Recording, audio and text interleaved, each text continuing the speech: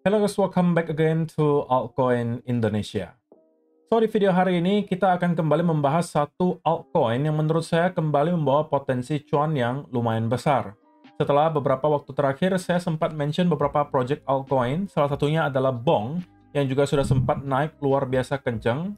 Semoga ada dari teman-teman yang sempat memanfaatkan altcoin tersebut untuk mendapatkan cuan. Di video hari ini, kita bakalan kembali mencoba melakukan hal yang sama untuk menemukan altcoin yang berpotensi menghasilkan gains. Jadi, pastikan kalian stay tune terus sampai akhir video. Nah, teman-teman, secara overall sebenarnya kita melihat beberapa hari terakhir bukan menjadi hari yang positif untuk altcoin. Karena banyak sekali altcoin kembali mendapatkan koreksi yang cukup dalam, bahkan tidak jarang yang membentuk area lower low baru. Meskipun kalau kita perhatikan sebenarnya, Bitcoin dan juga Ethereum meskipun mendapatkan koreksi, tapi masih jauh dari area lower low terakhir. Atau at least higher low terakhir. So, kita bakalan coba untuk mencari altcoin yang berpotensi bukannya membentuk lower low baru, tapi tentunya membentuk higher high. Atau mengalami kenaikan. Nah, kalau misalnya kita melihat di crypto bubbles, dan kita perhatikan misalnya performa selama kurang lebih 7 hari terakhir di top 100 coin, maka sebenarnya tidak banyak yang berwarna hijau ya teman-teman. Rata-rata itu berwarna merah, minusnya ada yang sampai belasan persen, ada yang 6%, dan seterusnya. Hanya ada beberapa saja yang survive, dan performanya itu bisa baik. Salah satu yang paling baik itu adalah Pump Fund. Ini adalah token yang baru saja diluncurkan oleh website Pump Fund. Harusnya kalian tahu, terutama kalau kalian yang suka bermain meme coins, karena di website Pump Fund kalian bisa melakukan apapun gitu ya yang berkaitan dengan meme coin. Dan dia merupakan salah satu top performer di minggu ini. Nah, inilah yang mau saya bahas teman-teman. Dan saya bakalan kasih beberapa alasan kenapa menurut saya token Pump Fund ini berpotensi untuk menghasilkan gains untuk kita semua. Tapi disclaimer, tentunya saya bukan seorang financial advisor ya teman-teman. Semua yang kalian dengar dan tonton di video hari ini hanya opini saya pribadi belaka. Saya bisa saja totally wrong, jadi kalian wajib untuk melakukan riset sendiri. Oke? Nah, kita langsung aja mulai teman-teman. Yang pertama, untuk teman-teman yang nggak tahu, Pump Fund token, atau kita sebut aja token PUM gitu ya, itu juga melakukan mekanisme yang cukup positif, yaitu adalah mekanisme buyback. Ini adalah satu hal yang juga dilakukan oleh Hyperliquid dan juga Bong, yang kemudian membuat harga token mereka beberapa waktu terakhir mengalami kenaikan yang lumayan signifikan. Dan Pump Fund itu juga sekarang melakukan mekanisme yang sama. Mereka melakukan buyback dari revenue yang mereka hasilkan. Nah, harusnya kalian masih ingat ya, pembicaraan kita soal investasi di altcoin di cycle kali ini, itu mungkin akan caranya sedikit berbeda dengan cycle-cycle sebelumnya. Di cycle kali ini, mungkin kalian harus sedikit menyamakan investasi altcoin dengan berinvestasi di pasar saham. Karena kalian harus melihat bagaimana fundamentalnya sebelum kalian masuk ke altcoin tersebut. Itu adalah cara yang paling aman menurut saya. Nah, beberapa checklist yang mungkin harus kalian cek dulu sebelum kalian masuk ke altcoin tersebut adalah, yang pertama, apakah project altcoin tersebut memang memiliki utility yang dipakai oleh orang? Usernya ada nggak nih? Usernya apakah semakin meningkat? Atau udah banyak belum usernya? Nah, setelah sudah checklist ada usernya, yang kedua, cek apakah mereka bisa generate revenue dengan baik. Oke? Apakah memang ada penghasilan yang dihasilkan dari project tersebut? Setelah sudah ada revenue-nya dan revenue-nya bagus, yang ketiga, apakah ada mekanisme yang mereka lakukan yang berpotensi membuat harga tokennya itu naik? Salah satu contohnya adalah misalnya burning, atau misalnya dalam bentuk buyback. Nah, Pump Fund itu sekarang ya, masuk dan checklist ketiga yang baru saja saya sebutkan. Usernya sudah jelas sangat banyak yang main di Pump Fund. Yang kedua, mereka juga menghasilkan revenue hariannya sampai ratusan ribu US dollar, atau miliaran rupiah per harinya. Yang ketiga, mereka menerapkan mekanisme buyback. Dan per hari ini, mereka sudah membeli secara nominal ya, itu 23 juta US dollar. Atau kalau misalnya kita convert ke dalam bentuk Solana, itu kurang lebih 139.759 Solana. yang telah dibelikan kembali ke dalam bentuk token Pump Fund. Nah, ini ada satu website yang telah mereka buat gitu ya, yang secara real time bisa memberikan kalian data apa yang sedang dilakukan oleh tim Pump Fund yang berkaitan dengan buyback-nya. Nah, data yang terbaru di sini ada di tanggal 4 Agustus kemarin.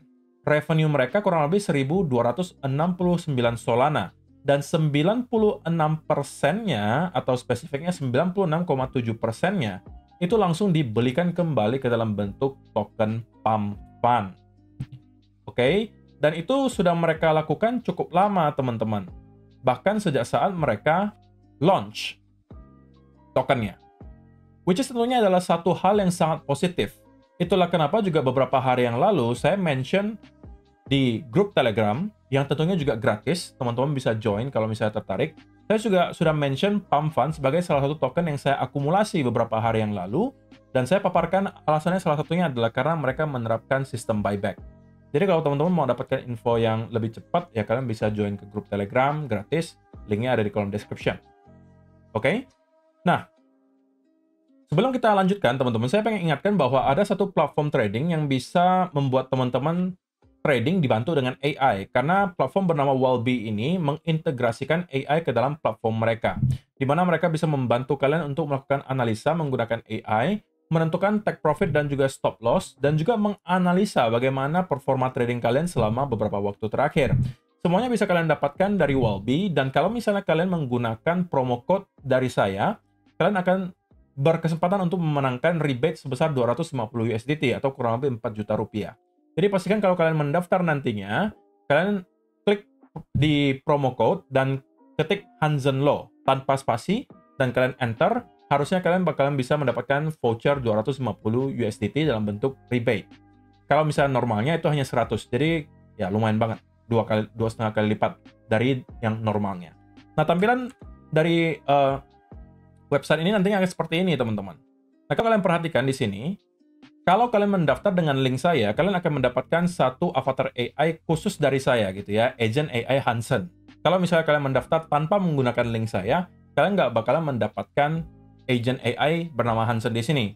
Tapi yang lain tetap ada gitu ya. Inilah yang bisa membantu kalian untuk melakukan analisa. Pilihannya cukup banyak seperti MC Paus, Carlos, ada Ibu. Masing-masing memiliki profil resiko yang berbeda. Dan permainan apakah short term atau long term itu semuanya karakteristiknya sudah dijelaskan di sini. Jadi ini sesuaikan saja dengan kecocokan kalian masing-masing. Nanti teman-teman misalnya sudah memilih salah satu agent AI, misalnya agent AI dari saya, nanti akan diberikan semacam analisa secara terus-menerus. Dan kalau misalnya kalian setuju dengan analisa tersebut dan pengen membuka posisi, kalian juga dipermudah dengan langsung klik saja di sini untuk misalnya short, karena ini sinyalnya short. Kalian bisa langsung klik juga di sini dan itu otomatis posisinya akan terbuka. Kalau kalian mau set TP dan TP dan SL-nya secara manual, bisa kalian lakukan di sini, atau kalian mau atur dengan AI itu juga bisa dibantu. So, kalau misalnya kalian tertarik untuk mencoba trading di Huobi, link pendaftarannya sudah saya sediakan di kolom description, dan pastikan menggunakan promo code Hansen Law untuk mendapatkan rebate sebesar 250 USDT. Oke? Oke, kita lanjutkan teman-teman pembahasan soal Pump Fund.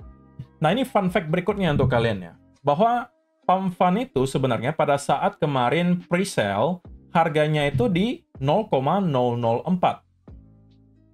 Sedangkan harga Pump Fund sekarang itu ada di 0,0034, teman-teman. So, kita bisa simpulkan bahwa teman-teman yang membeli di harga sekarang nih, yang 0,0034 di sini, itu belinya lebih murah daripada orang-orang yang membeli melalui pre-sale. Jadi, logika sederhananya begini, teman-teman. Kalau misalnya kalian membeli di pre-sale, dan pada saat tokennya launch, itu rupanya harganya drop di bawah harga pre-sale, kira-kira kalian mau menjual atau tidak? Kemungkinan besar jawabannya adalah kalian tidak bakalan menjual, karena pasti minimal kalian tunggu BEP deh, gitu, atau mau profit sekalian. Jadi, selling pressure di kurang lebih area ini sudah terlihat sangat menurun, dan itu kita bakalan cek nanti dari segi chart. Tapi pada intinya, teman-teman kalau misalnya kemarin ketinggalan pre-sale dari Pump Fund, maka sekarang kalian dikasih kesempatan kedua sebenarnya untuk membeli justru harganya lebih murah daripada pre-sale. Market cap-nya sekarang memang tidak kecil, 1,2 billion dollar. Ini menurut ICO Drops. Kemudian fully diluted value-nya itu sebesar 3,44 billion dollar. Jadi kita bisa hitung ya kurang lebih sepertiga dari total supply itu sudah sekarang circulating. Dan kalian bisa melihat juga ada beberapa kategori, bukan beberapa kategori, tapi beberapa altcoin yang juga menjadi pesaing terdekatnya, seperti contohnya Bong gitu ya, yang sekarang juga market cap-nya sudah hit ke kurang lebih 2 billion dollar. Oke? Jadi itu adalah beberapa data yang menurut saya bisa sedikit banyak mendukung ya tesis bahwa token PAM ini berpotensi untuk mengalami kenaikan dari sini. Nah, yang barusan saya sebutkan adalah selling pressure yang berada di PAM Fund menurut saya itu sudah jauh berkurang jika kita bandingkan dengan kurang lebih beberapa minggu yang lalu. Pada saat kita melihat PAM Fund baru dirilis, baru selesai pre-sale dan kita melihat tokennya itu aktif diperdagangkan, kita sempat spike ke kurang lebih 0,0068. Tapi pada akhirnya hanya bertahan sementara dan kita kemudian sell off signifikan banget. Dan kalau kita ukur secara persentase, terjadi penurunan kurang lebih 66% ke kurang lebih harga 0,0022. Sebelum pada akhirnya, kalau kalian perhatikan di sini, ada sesuatu yang menarik mulai terjadi, yaitu adalah kita tidak lagi membuat area lower low baru, seperti apa yang kita sudah lihat beberapa minggu terakhir, di mana kita terus membentuk low, lower high, lower low, lower high, lower low. Tapi di sini kita start untuk mendapatkan fase konsolidasi, menunjukkan bahwa terjadi akumulasi di sekitaran area di sini. Dan salah satu yang membantu akumulasi tersebut adalah memang dari PAM Fund-nya sendiri yang terus melakukan buyback, teman-teman. Jadi dengan adanya buyback, diikuti selling pressure yang harusnya tidak lagi terlalu besar. Kenapa tidak terlalu besar? Karena orang yang kemarin beli di pre-sale dan mau jualan, harusnya sekarang juga udah kehabisan barangnya gitu. Dan tidak lagi tertarik untuk menjual di harga sekarang. Kenapa? Karena ini harganya justru di bawah harga pre-sale. Jadi ngapain mereka mau membeli di pre-sale kalau misalnya hanya untuk dijual dengan rugi? Kan logikanya nggak dapet gitu. Kecuali memang mereka pengen cut loss. Tapi kalaupun cut loss saya rasa sudah mereka lakukan selama 1-2 minggu terakhir, di mana kita mendapatkan ada fase reakumulasi di sekitaran area di sini. Dan menariknya, sekarang kita sedang mencoba untuk membentuk yang namanya struktur bullish, yaitu adalah higher high dan berpotensi menjadi area higher low. Nah, kalau saya secara pribadi dan juga teman-teman yang berada di grup Telegram, harusnya sudah tahu bahwa kita melakukan akumulasi itu di roughly area ini. Saya sampaikan saya start akumulasi di kurang lebih 0,003 di sini, dan ketika drop kemarin saya juga sempat melakukan averaging down. Jadi harga rata-rata saya dapatkan roughly 0,0028 di sini. Oke? Dan sekarang sudah berada dalam keadaan floating profit mungkin sekitaran 15 atau 20%. Terakhir saya cek seperti itu. Tapi bagi saya itu belum cukup profitnya karena harga yang kita lihat sekarang toh masih berada di bawah harga pre-sale. Kalau misalnya kita sudah jauh melampaui harga pre-sale, itu mungkin bisa menjadi konsiderasi bagi kita untuk start melakukan taking profit. Karena mungkin pada saat itu selling pressure akan kembali, di mana orang-orang yang mungkin tersisa membeli di pre-sale pengen take profit karena takut mungkin kembali drop. Dan juga tentunya orang-orang yang melakukan akumulasi di sekitaran area ini itu juga mungkin akan start melakukan taking profit. Kalau teman-teman yang tergolong trader yang konservatif, maka ada satu hal yang mungkin perlu ditunggu, yaitu adalah break di atas area 0,004 di sini. Oke, kalau kita berhasil melakukan hal tersebut, maka ada satu hal yang sangat krusial yang kemudian terjadi, yaitu adalah berarti kita pada akhirnya berhasil untuk breakout di atas area lower high terakhir. Yang berarti secara teori kita telah menyelesaikan bear trend-nya dan shifting ke bullish trend. Dan teman-teman tinggal menunggu pullback-nya pada saat itu untuk start building position. Tetapi tentunya masing-masing senario datang dengan resikonya. Kalau misalnya teman-teman menunggu untuk breakout di sini, tentunya kalian akan membeli di harga yang lebih tinggi daripada teman-teman yang melakukan akumulasi di 0,03 di sini. Tapi di sisi yang lain tentunya kalian terselamatkan akan resiko bahwa ini memang belum akhir dari bear trend-nya, tapi hanya justru untuk membentuk lower high and then membentuk lower low baru lagi. Nah, ini adalah resikonya kalau teman-teman yang mengakumulasi dari sini. Tapi kalau misalnya kalian yang membeli dari sekitaran area di sini, ya ada sisi positifnya di mana kalian membeli di harga yang relatif lebih murah daripada teman-teman yang menunggu breakout di atas lower high terakhirnya. Tapi di sisi yang lain tentunya kalian juga membawa resiko bahwa sekali lagi ini bisa aja berpotensi menjadi lower high yang baru dan kita justru drop ke area lower low yang baru. Kalau saya secara pribadi, playnya sederhana teman-teman. Saya masuk dari kurang lebih area di sini. Sekalipun kalau misalnya kita kembali drop ke lower low baru, tetapi selama di belakangnya kita melihat buyback terus-menerus terjadi, oke, saya tidak expect bahwa kita akan melihat dropnya terlalu jauh. Itu tesisnya. Nah, berbeda cerita, kalau ternyata nanti ada perubahan di sisi itu. Katakanlah misalnya kita melihat harganya kembali drop, dan Pamfan mengumumkan mereka memutuskan untuk tidak lagi melakukan buyback. Maka pada saat itu, saya harus evaluasi kembali dan mengatakan bahwa, oke, tesis saya kemarin masuk dan mengakumulasi Pamfan, sekarang sudah tidak lagi ada. Apakah saya harus hold barangnya atau saya harus cut loss? Ya kan? Karena begini teman-teman, tentunya pertimbangan untuk cut loss itu tidak hanya persoalan fundamentalnya gitu kan, kita juga harus lihat dari segi price action-nya.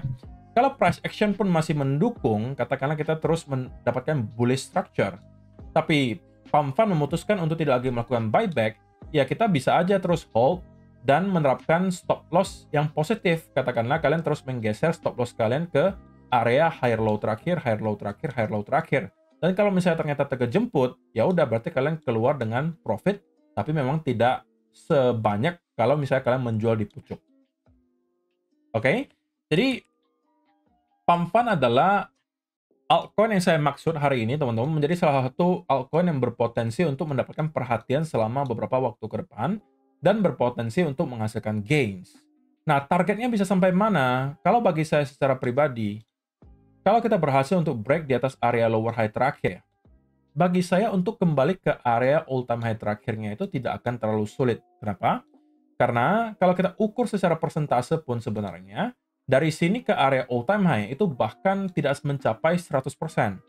Jadi, untuk kalian yang nggak tahu dan masih newbie, kenaikan 100% di altcoin yang sedang mendapatkan momentum itu sebenarnya tidak terlalu sulit untuk terjadi. Kadang-kadang bahkan bisa terjadi dalam waktu beberapa hari.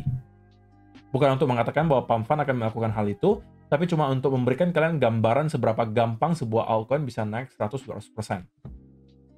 Oke?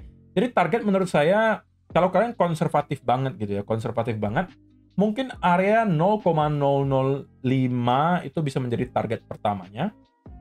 Karena di sini terlihat bahwa terdapat semacam structure di sini yang awalnya merupakan support and then kita flip menjadi resistance. Oke, ini bisa menjadi target konservatif kalian. Katakanlah kalian akumulasi dari sini 0,03 katakanlah, itu sudah gains kurang lebih 70%. More than enough kalau misalnya teman-teman memiliki nominal investasi yang sangat besar gitu ya. Jadi saya rasa itu sih teman-teman yang mau saya sampaikan di video hari ini. Sekali lagi, ini bukan ajakan bagi teman-teman untuk melakukan apapun. Saya tidak mengajak kalian membeli ataupun menjual. Ini hanya saya share opini saya secara pribadi mengenai sebuah altcoin yang saya temukan menarik dan berpotensi menurut saya mengalami kenaikan. Jadi, take the video with your own risk gitu ya. Jadi, resikonya selalu tentu ada. Kalau misalnya teman-teman tidak familiar dengan yang namanya trading, please untuk tidak kalian lakukan. Terima kasih untuk teman-teman yang telah menonton sampai selesai. See you in the next video. Bye-bye.